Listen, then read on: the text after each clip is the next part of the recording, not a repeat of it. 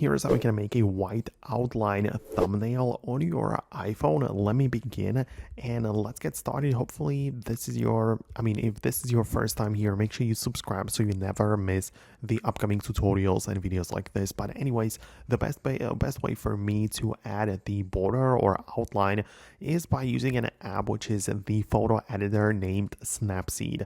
It's freely available on the App Store, so you can just download it to your phone. It's actually been developed by Google, but you can use it very simply. You just open up the app and import the photo into the editing platform. So once you have the photo there, you need to tap on the tools to add some sort of effects, and there is the ability to add frames. And framing or frames here are very interesting because there are not only different like styles but also different sizes you can adjust.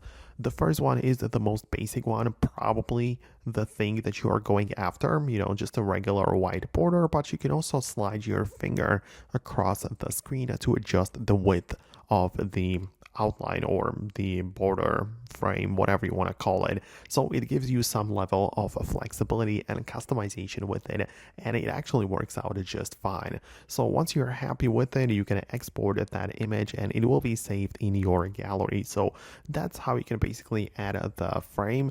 Obviously, it's like this app is not created to help you make thumbnails from scratch. A different app like Photoshop would be probably a better way to do it. So yeah, it depends if you already have the image or if you're starting with nothing, and yeah, it depends. But the ability to add the frame or border, the outline, is really simple that way. So let me know if it helped you out.